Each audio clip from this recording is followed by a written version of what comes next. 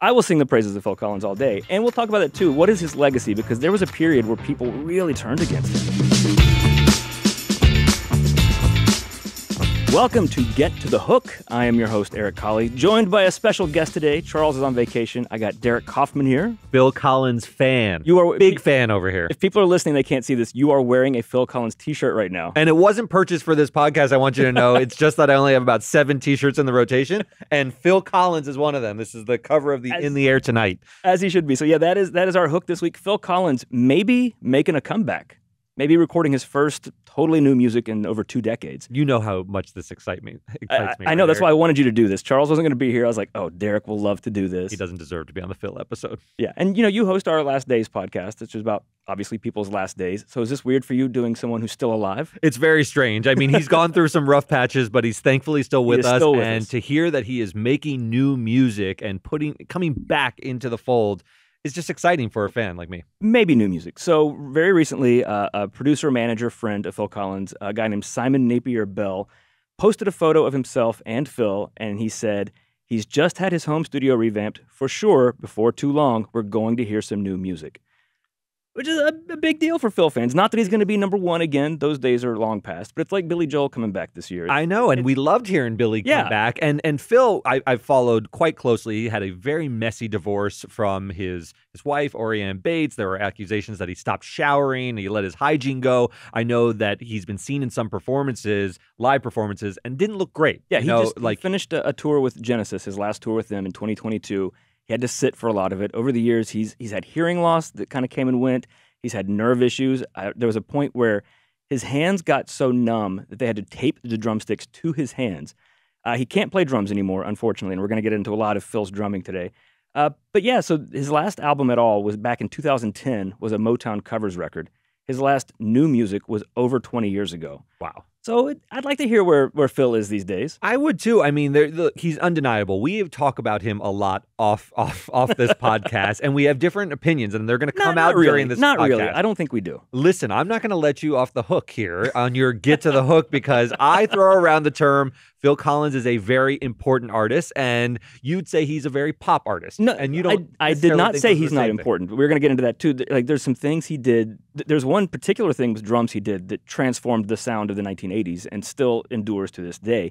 No, Phil Collins is important, but you love to throw important around on any, just middle of the road pop artist you like. That's true. I don't ever use the word important. I will very liberal, very low hurdle for me. I will sing the praises of Phil Collins all day. And we'll talk about that too. What is his legacy? Because there was a period where people really turned against him. I think it was just burnout. Because between his solo career and Genesis, they had it sort of worked out where he would do a solo album. When that promotional time wound down, Genesis had an album ready to go. When that was done, his next solo album.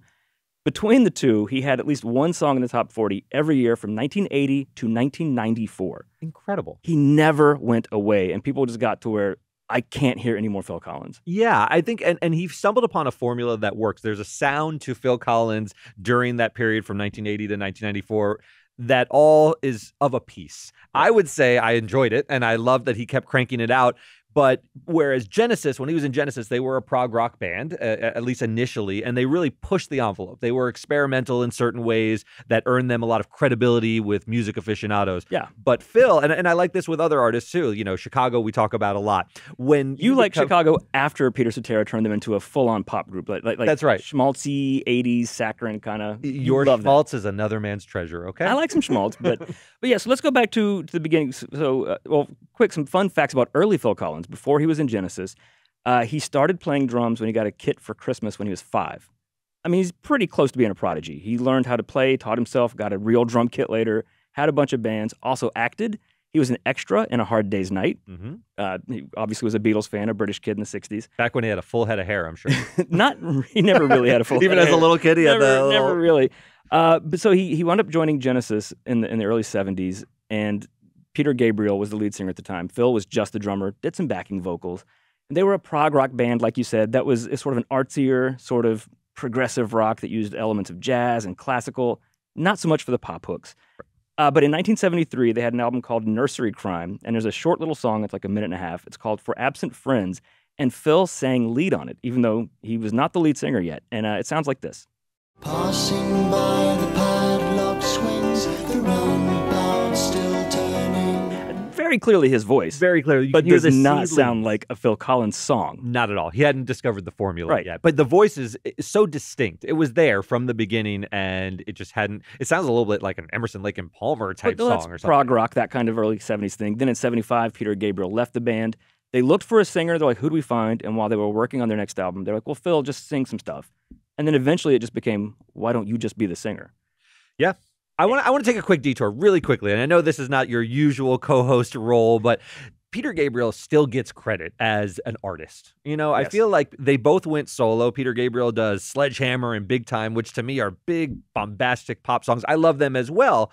But I feel like people still look at Peter Gabriel as this true artist, and they look at Phil Collins as a guy who sold out to pop music. Do you see that as well? Well, of course people see that because it is kind of true. Even Sledgehammer, to be a big pop hit, it's a weird song. Yeah. It's just a weird. Peter Gabriel is just a weird artist. He's not that interested in being a huge commercial act. That's why he didn't have that many hits. Phil hit a point, especially later in the decade, in the 80s, where it was just radio-ready, adult contemporary ballads that just put a lot of people off. Yeah. You don't get a Shock the Monkey out of Phil Collins. No, but there is some overlap between Phil and Peter that creates this drum sound. We're about to get to that. First, so after Phil takes over in the mid-70s, Genesis had sold albums in the UK and America. They never had any hit songs because they weren't the kind of band designed to have hit songs. But then they got a little bit more commercial sounding, and in 1978, they landed their first top 40 hit in America. It's this song. It's called Follow You, Follow Me. I will follow you, follow me, days and nights That was a foot in the door. The man knows a pop hook. He does know a pop hook. He just does. Look, there's not so much content to lyrics of follow you, follow me. It's sort of like, Neil Diamond had some songs like that were just good hooks. And that's what I Phil like Collins in music. knows how to write a song because he's also a writer, a producer, singer, and he plays keyboards, and of course, he's a drummer. And that's why this next song, I just want to play it because I just love it, and I also want to make fun of you because you love learning an expression that's specific to something that you don't know, and you will use it all the time. Talking about drumming, you love using the expression in the pocket. It's so annoying because I do play drums, and it's so annoying when you say that. But this song, I love this song, and I think it's not showy, the drumming, but it is so in the pocket. It's just, it holds the groove. There's these synth claps that are kind of on the third beat instead of the second or the fourth. This is one of Genesis's minor top 40 hits from 81. This is No Reply at All.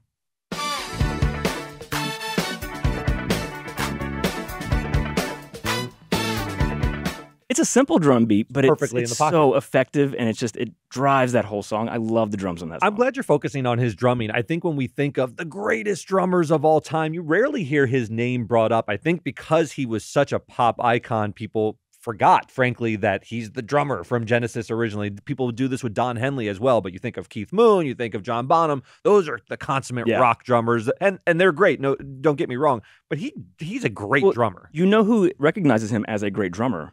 Great drummers. I looked the list of some of the people over the years who have said like how great they think Phil Collins is or an influence on them. Taylor Hawkins from the Foo Fighters, Neil Peart from Rush, arguably one of the greatest drummers of all time, the best of all time. Drummers for Dream Theater, Anthrax. Jason Bonham, son of John Bonham, who is an accomplished drummer in his own right, said that his dad, quote, respected Phil Collins' drumming very much.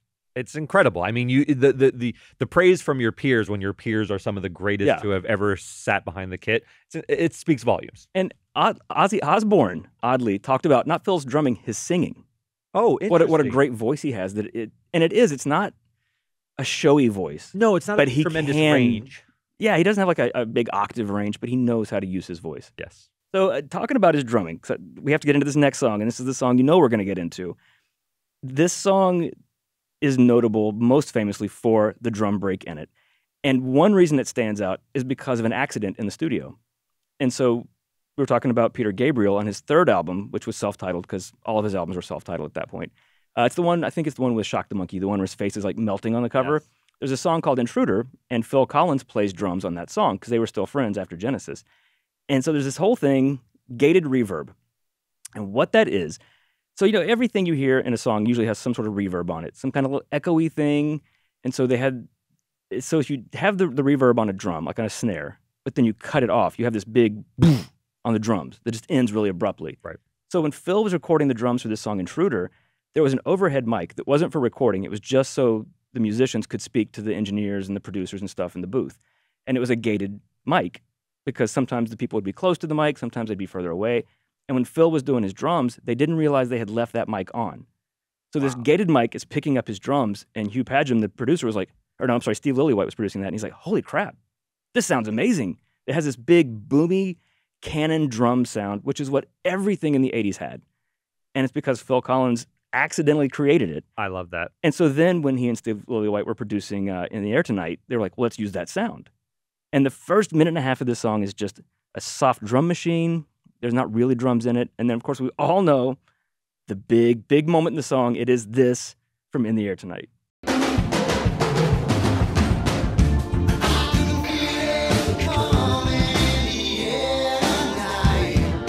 It may be the most famous drum sequence of the last half of the 20th century. It's easily. It's so iconic. And to your point that it is the product of a happy little accident. Remember Bob Ross used to paint and he said, if you mess something up, it's a happy accident. Sometimes it turns out there's no greater example of that because without that gated reverb sound effect on it, it just wouldn't be the same. No. The song is haunting. It's incredibly addictive in its own way, and it's lasted because of that. Right. That's the sound. Because the way those drums come in that song, it sort of is startling, and it's sort of it's just a shocking moment in the song. But with that gated sound, that big punchy, it's just. It's incredible. Incredible. And it has so endured. So a couple of years after it came out, that was Phil's very first solo single in early 81. And 3 years later... First solo single. Wow. In the Came out UK, swinging. in America, they released the song I Missed Again first. Mm-hmm. And then In the Air Tonight was his second single. In 84, when Miami Vice premiered, the very first episode of Miami Vice very memorably used that song in a long sequence towards the end of the show. And the song started selling again, got to number 102 in 84 because of Miami Vice. Remember The Hangover when Mike Tyson knocks out Zach Galifianakis? Yes. In the Air Tonight? Doing the drum solo, yes. And, there was a couple years ago, there was a Twins The New Trend was a reaction channel on YouTube. Remember, they went viral because they heard the song for the first time and saw those drums. Every couple years, someone discovers that drum fill. Something will go viral about it. And people are like, this is amazing. And I don't think it's a typical pop song. You think No, of the it's a weird confection that song. you listen to, it's deeply weird. And the it song is a has- vibe, but a creepy vibe. It has the whole urban legend about it. So the song was written, Phil was getting divorced from his first wife. She had left him, taken the kids, taken the dogs. He was in a very dark place. Wrote this song. And so the lyric about watching someone drowning and not doing anything, that was sort of the contempt he had for his wife. It's like, if you were drowning, would I do anything? But it became this urban legend long before the internet. People thought there was this story that Phil Collins on his tour bus had seen a guy drowning and another guy watching him die and didn't do anything. And then it went so far that the guy came to a Phil Collins concert and Phil recognized him in the audience and put a spotlight on him. People have believed this for decades.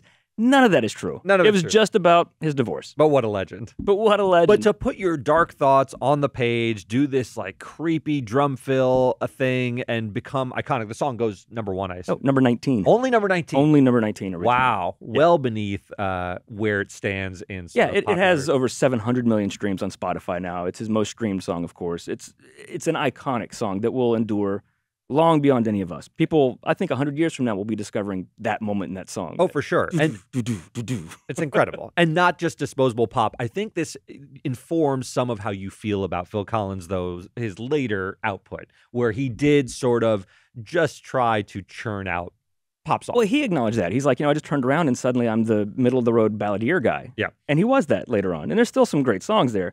But this moment when he was... This was like the rising tide lifting all boats. Like Genesis started getting a foot in the door in America commercially. Then Phil has In the Air Tonight, which, like we said, didn't even make the top 10. But it was a moment even at the time. People knew that song was something special. Yeah. So then Genesis comes out. They get their first top 10 in 83. Phil has his first top 10 with a cover of The Supremes, You Can't Hurry Love. Mm-hmm. He's getting more popular. And by association, then the band's getting more popular, which then reflects back on him. He started producing and working with other artists. Frida. You know who Frida is? I don't. Frida was the redhead from ABBA, Anna Fried Lingstad. Wow. So in the early 80s, after ABBA broke up in 82, she records a song called I Know There's Something Going On. And she gets Phil to produce it, do harmony vocals, and play the drums on it. So specifically, here's a little bit of that song. Listen to the drums, and you know it's Phil Collins. I know there's something going on. That's awesome. Like, how many times can you listen to pop radio and be like, oh, I know who that drummer is? Yeah, Phil Collins, the session drummer. You Yeah. can just pick his drums out of a song like that. And you're right. It's so distinct. And that was a period where, as he was getting bigger, because he always had all these artistic ambitions, he started working with other artists, either co-writing or producing or playing drums. He worked with Adam Ant, Eric Clapton, Robert Plant's first couple of solo albums, Howard Jones, his song No One Is to Blame, like one of the big 80s hits. Yes. Phil produced that. And of course, Philip Bailey of Earth, Wind & Fire. Come on. Their song together, Easy Lover, which Phil sang on that, but that is technically a Philip Bailey song. Oh, really? Yeah, it's Philip Bailey and Phil Collins. It was on Philip's album. Wow. And look, and you talk about his voice. Philip Bailey can sing. Yeah, he can But hit that he falsetto. holds his own right next to him. And Right. it's a true, I mean, we think of duets as, I think of them as ballads, but it's a true duet. They're both singing Yeah. big parts of the song. It's iconic. It is. And around that same time, so after all of this had just been building and building, finally in 84, Phil gets his first #1 hit, gets an Oscar nomination for it. I love this song. Maybe my favorite Phil Collins song. Oh, Maybe. okay. It's hard to pick. This is Against All Odds. Take a look at me now. Take a good look at me now, 'cause I'll still be standing here.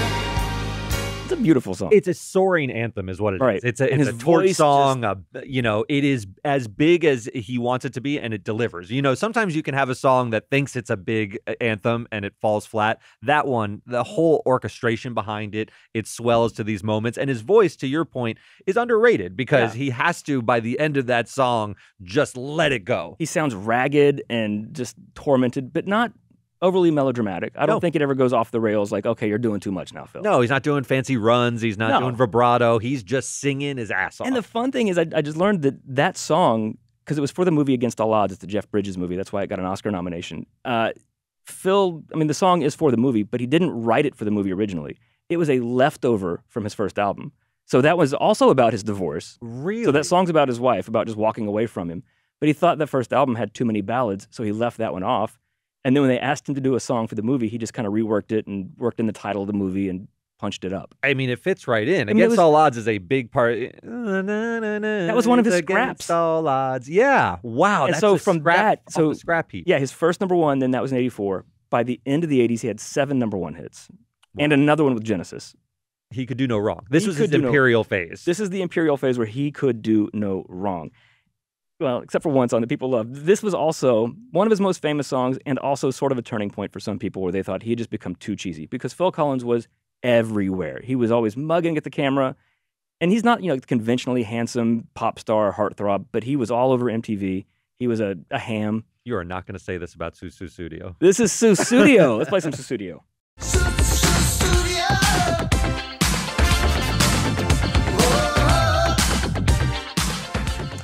It's just a knockoff of Prince's 1999, and Phil acknowledges that. There is a bit of a He admits knockoff it. quality, but he's in his bag here. When He you can is. do like a nonsense word, I assume. Yeah, because Susudio was just a word he was using about the rhythm, the drum track, just to kind of filler lyrics. Yeah. And he just kept it. It's like, it's a fun name.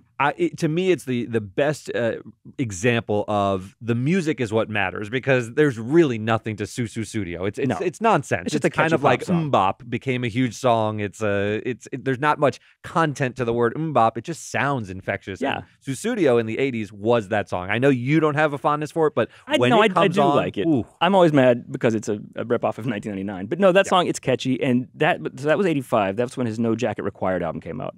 That album is now certified at 12 million copies sold just in the U.S. In 85, he had that hit #1, One More Night hit #1, Separate Lives from the movie White Nights hit #1. Yeah. He played Live Aid and was the only performer, I think this was a Guinness record, that he might still hold.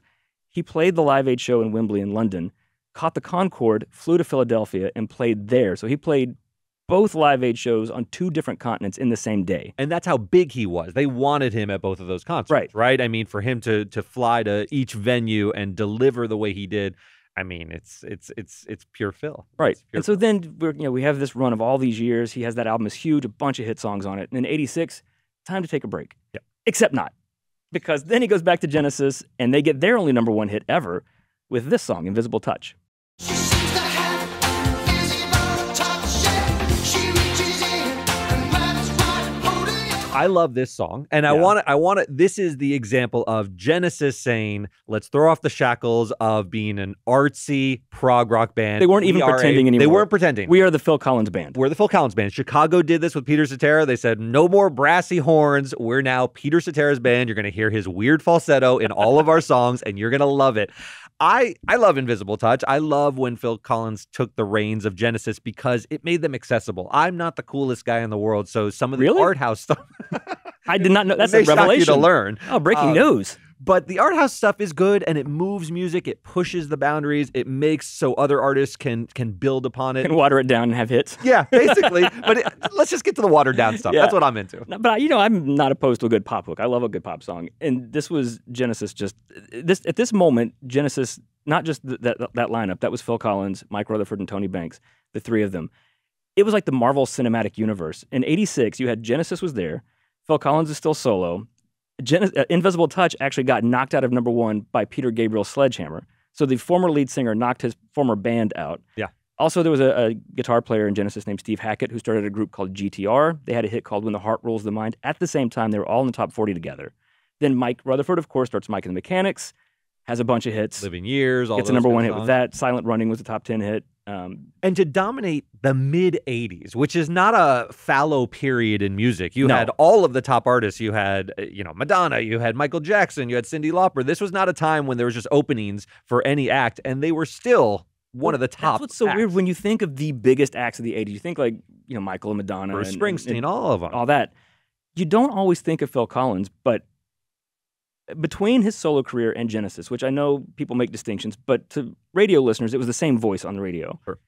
From the late '70s through the '90s, he had 38 top 40 hits, 21 top 10s, 8 #1s.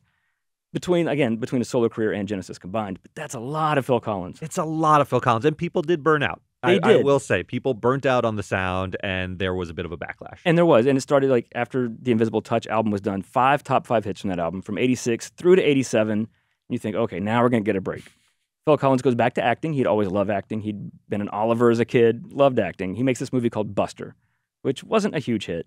But the soundtrack in '88 and early '89 spawns 2 more #1 hits for him with Groovy Kind of Love and Two Hearts. And you think, okay, now we're going to get a break from Phil Collins. Nope. End of '89, he comes back with his But Seriously album, and the lead single from that was literally the end of an era. It was his last #1 hit. It was also the last #1 hit of the entire 1980s. It hit #1 in December of '89. Oh, wow. It was #1 for 4 weeks. And this is when the backlash started to really kick in. This is Another Day in Paradise. Oh, think twice, 'cause it's another day for you and me in paradise. This song's about a man ignoring a homeless woman. Yes. And she's asking for money and help, and he's just like awkwardly embarrassed and walking away. Do you know who the guy in the song is? No. It is Phil Collins. Oh, He does not sing the fascinating. song from the first person, but he acknowledges, he came out of the studio one day and this woman was there trying to get money for her kids, and he just didn't know what to do and just awkwardly walked away and felt so guilty about it, he wrote this song. But the proceeds from this song did not go to any charities to benefit, people on the street or anything. So people thought, so you felt bad about not helping her, and then you wrote a song that made you millions That of dollars and won a Grammy, and still didn't do anything. Yeah, he picked some weird topics for did. pop songs. I will say that about him. And I often, you don't think about the lyrics to Phil Collins songs, at least I don't. That primarily what I'm thinking is as how catchy they are and how Yeah. infectious they are, because he's not writing Bob Dylan songs. But what he did choose to write about, it's odd. A lot it's of an it's odd very look. dark. I mean, Yeah. he's had a lot of very bad divorces. Yeah. There was always a story in the UK press that he had divorced, I think, his second or third wife by fax. He says, no, we faxed about details about custody and things, but no, I did not divorce her through fax. That is not true. He's a strange guy. There's also, have you ever heard the story about him meeting Paul McCartney and it not going well? Yes. He wanted sort of more of, Paul McCartney to see him as a peer and give him sort of the respect that he was owed, maybe. And Paul McCartney was like, I'm a Beatle guy. But- I don't really know who you are that much. But Phil had a very cool story with another Beatle. Oh, really? So in 1970, Phil Collins is 19 years old. He gets hired as a session musician to play congas on George Harrison's All Things Must Pass album, Oh, a song called The big Art one. of Dying. So he's like, I'm playing with a Beatle. In 1970, the Beatles had just broken up. So the record comes out, there are no congas on the song at all. And he's heartbroken, but he's not famous yet. He's not anybody. So fast forward 20 years, like late 80s, early 90s, he is a peer of George Harrison's now. Sure. They meet somewhere. They're talking. He goes, "You don't remember this, but I played congas on this song." He goes, "But they're not any on it. Why'd you take them off?" He just wanted to know. And George is like, "Oh, I don't know. Phil Spector must have done that, the producer." He goes, I honestly don't remember it. He goes, "But I have the master tapes. Do you want me to go find it and send it to you?" And Phil's like, "Of course I do." And this makes me love George Harrison so much. So Phil gets the master tapes to this song, and the congas are horrible. He goes, "It sounds awful. They're like offbeat. It ruins the song." And he's so embarrassed. And at the end of it, as the song fades out, you hear George Harrison say, "Get rid of the lad on the congas. He's crap." So Phil's humiliated. He's like, "Oh my God." That's great. So he talks to George Harrison again, and he apologizes. He's like, "I'm so sorry. I did not realize it was so bad." And George's like, whatever. It's okay. I'm sorry I called you crap." And then George starts dying laughing. And Phil's like, "What?" He goes, "No, I just hired a band to come in. We re-recorded the song after you asked me about it. I played the congas on that, and I said that on purpose and sent you a fake master tape." Oh, the little scamp. George Harrison hired a band that. to recreate this song just to prank Phil Collins. That's amazing. He's That's like hilarious. the George Clooney of the music scene who plays pranks on his peers who are very, very famous. Yeah, and then he That's did great. actually send Phil the actual real congas, I think, the actual original master recording. There's no way Phil Collins would It wouldn't be absolutely that bad. chunk it. No, Yeah. no. So Another Day in Paradise was sort of the beginning of the end of his commercial dominance. That album had a couple more top 5 hits. In 1990 was actually the last time he ever had a top 10 hit as a solo act with the song Something Happened on the Way to Heaven. And then, of course, as soon as that was done, Genesis was ready to go again with their We Can't Dance album. And in 92, he got his very last top 10 hit. Remember the song I Can't Dance from Genesis? Do I remember it? Of course you do. This is I Can't Dance. I can dance, I can talk. The only thing about me is the way that I I think that walk. song has a funky kind of groove. It I know does. people's mileage may vary on it, but It it's was- better than Groovy Kind of Love and those But kind the of thing is, it was Phil Collins being kind of like, wink, wink, nudge, nudge. I'm not cool. I never was cool. He was always sort of just the regular frumpy sort of dude, which Right. was weird to be a rock star. But this is not by now, 1992. Yeah. Gangster rap has hit. Grunge has hit. It just felt out of place. Yeah, it wasn't of its time. That's, wasn't. Yeah, and you're right. He tried to lean into make a cool song about not being cool, but it was a time when you could just be cool. Yeah. and everyone was Yeah. very, very cool in the early 90s. And so he felt like a fish out of water. It felt like the 80s were like over. Yeah. And then by 96, he had left Genesis. And then they did a reunion tour a couple years ago, but they There's got not together much rancor occasionally, but- between the band. No, They no, just no. Go He off just and do their he just wanted to independent- just do his own thing. His solo albums then started having diminishing returns. His last really big hit, this one's controversial. Can't not talk about it though. We have to. He had been nominated for an Oscar 3 times for Against All Odds, for the song Two Hearts from Buster, and finally he won the Academy Award for the movie Tarzan, the Disney movie, because of this song, You'll Be in My Heart. 'Cause you'll be in my heart. Yes, you'll be in my heart. And if you ask younger millennials or older Gen Z, they're like, that is the Phil Collins song. That's the jam. Every person in a certain age range I've ever known loves that song. It's the same people who think of Elton John as the, Lion King guy. sounding guy. Yeah, but it's to people who love Phil Collins, it's like, oh, that song. Ugh. It's so weird to be so beloved and so hated. Yeah, it's one of those it's fun to listen to once in a while. I'm too old for that song. By the Right. time Tarzan came out, I knew all of the old Phil Collins music, so I was like, "Oh, what a sellout. He's doing cartoons What is now." it? But people thought he was a sellout in the 80s. And It's that was true. the thing. People so turned against him through the 2000s. Noel and Liam Gallagher from Oasis, who have hot takes on everything, just talked about how horrible Phil Collins was, what crap he was, how boring he was, how bland he was. And people did turn on Phil Collins. And I think with the divorces and things, people thought he was this jerk. Yeah.